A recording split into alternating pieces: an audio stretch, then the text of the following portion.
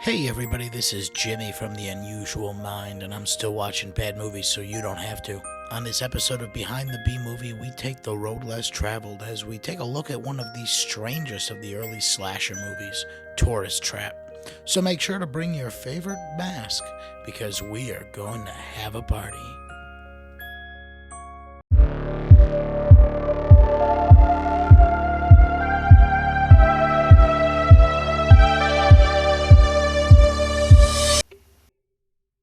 Tourist Trap is a 1979 American supernatural slasher film directed by David Schmoller.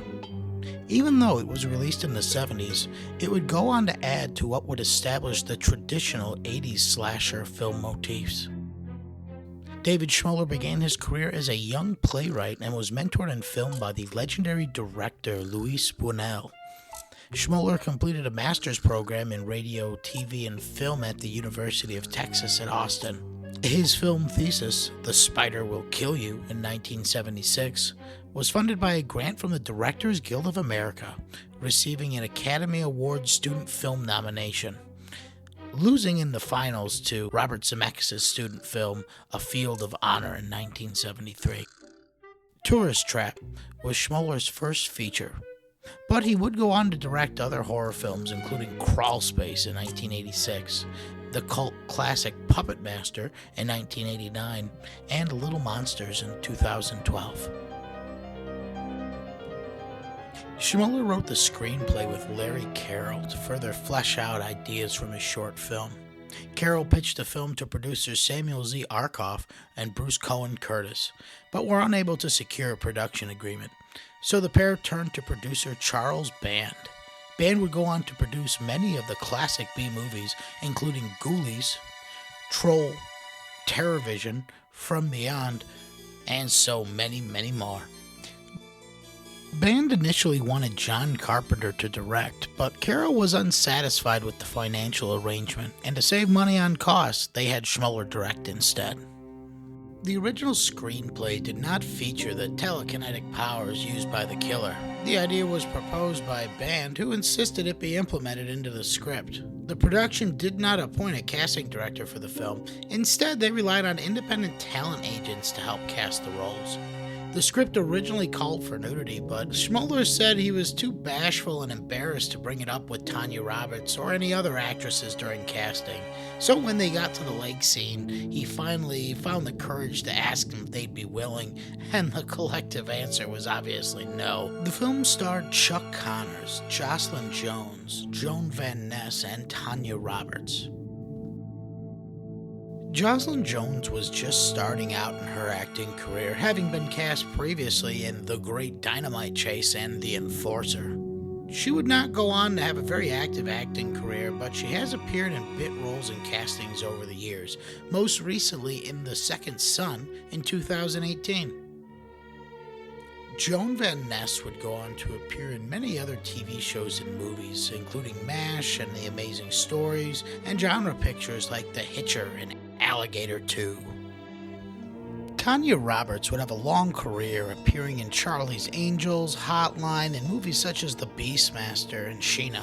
Heck, she was even a Bond girl in A View to a Kill, but she is most recognizable as her role of Midge in That 70s Show. At least that's where I'll remember her from most.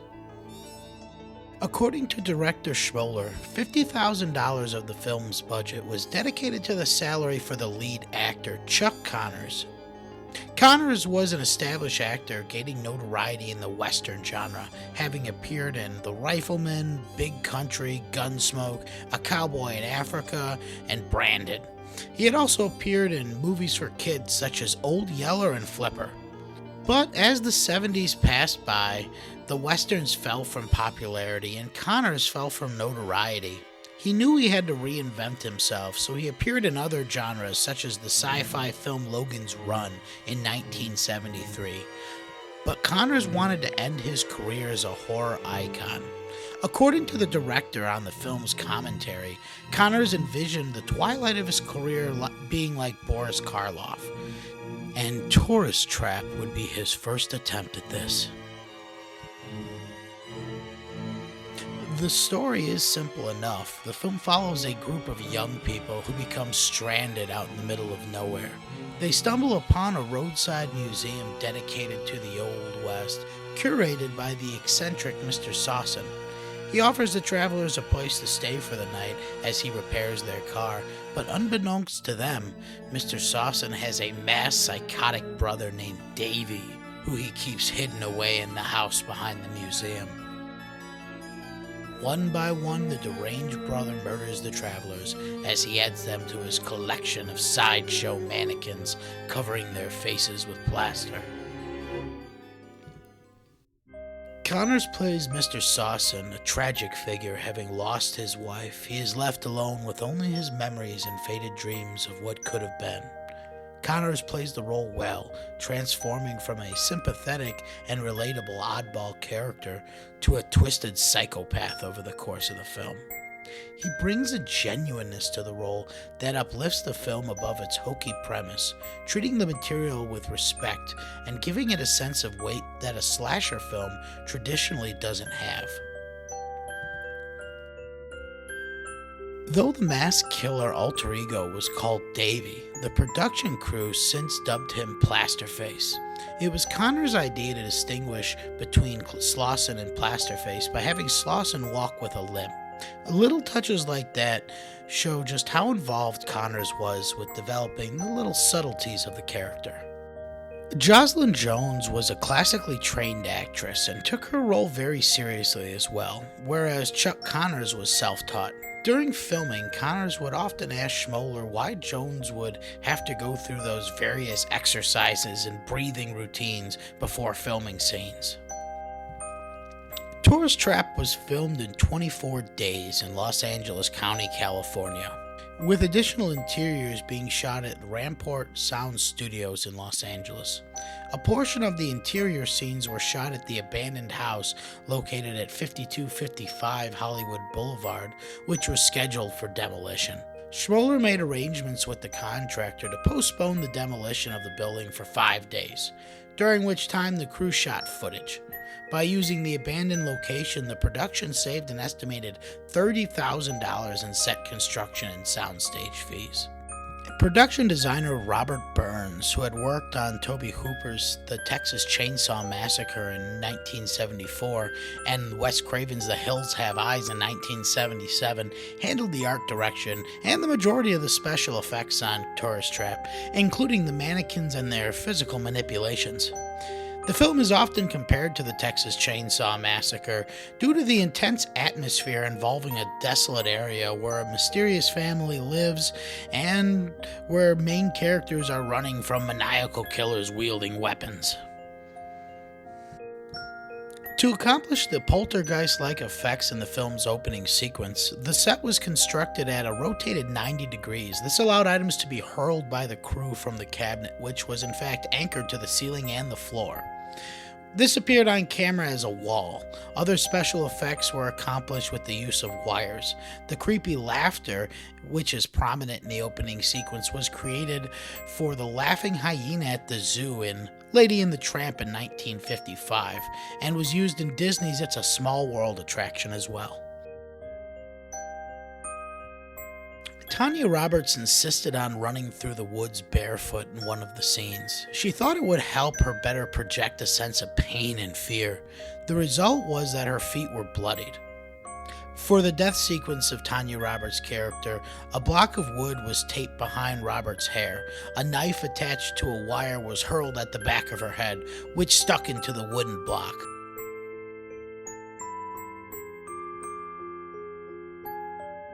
The plaster used in Tina's death scene was actually really gooey pizza dough.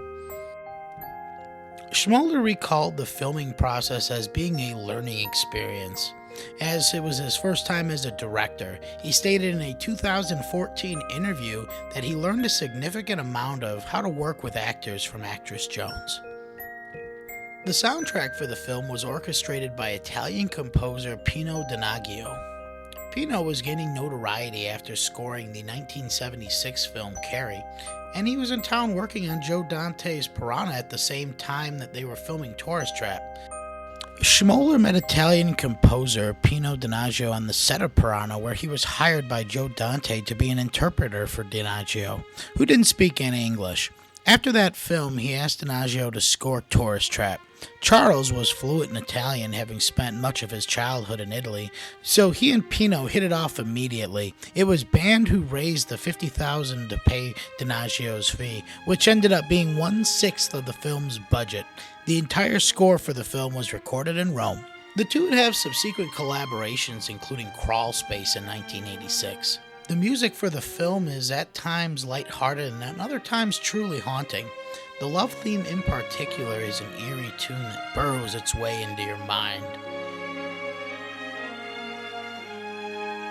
Erwin Yablans reportedly hated Pino's score for the film, and Yablans wanted a synthesized score in the same tradition as John Carpenter's Halloween in 1978. The film premiered in Los Angeles, California on March 14, 1979. Despite its depictions of violence and macabre images, the Motion Picture Association of America awarded the film a PG rating. The film holds the distinction of being the first and only slasher film in horror film history to receive a PG rating, as the PG-13 rating wouldn't exist for another 5 years. Director David Schmoller was startled when the film received the PG rating despite its disturbing subject matter and what he perceived as graphic violence. Schmoller stated in an interview with TerrorTrap.com that he felt the film would have been more commercially successful had it received an R rating. But because of its rating, the film was able to receive significant broadcasting on syndicated television in the years following its theatrical release. Charles Champlin of the Los Angeles Times wrote that the film has some moments of effectiveness, but even hard-line chivalrous are likely to feel its long time between shrieks.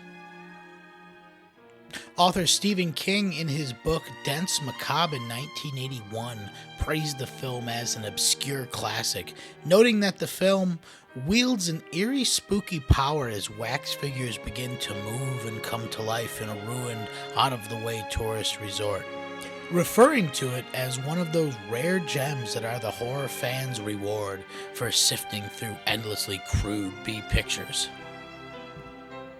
Jason Buchanan from AllMovie praised the film, calling it one of the most underappreciated low-budget horror films of the 1970s. The film was released on DVD by Cult Video, July 20th, 1998. It was re-released on DVD by Wizard Entertainment March 19, 2003. In preparation for the film's Blu-ray release, Charles Band claimed that original negative was pulled from the vault after 36 years and was previously unseen shorter alternative version. A lengthy legal spat between Band and Full Moon prevented the later use of the original 90-minute theatrical cut for the Blu-ray.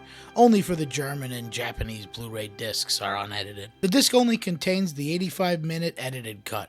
Although none of the violent scenes were cut, minor plot elements and character beats were left out of the Blu-ray. Full Moon Features released the film for the first time on Blu-ray on May 20th, 2014. Overall, in the absence of gratuitous violence, what makes Tourist Trap a worthy entry into the classic slasher canon is its sheer oddity. As the film escalates and gets weirder at times bordering on camp, the film's eerie atmosphere and unsettling childlike quality lures the viewer into a nightmarish world of morbid mannequins and haunting imagery combines with the stellar performances to make this surreal vision fill you with a level of unease not found in traditional slasher films. It is one of the most overlooked and underappreciated horror films of its era, but it is an unsettling oddity that would fit right in with any exhibit at a lone and desolated roadside museum. And this has been Jimmy with the Unusual Mind, still watching bad movies so you don't have to. Make sure to like, subscribe, and share this video with anyone who might want to take a trip to Mr. Sawson's museum.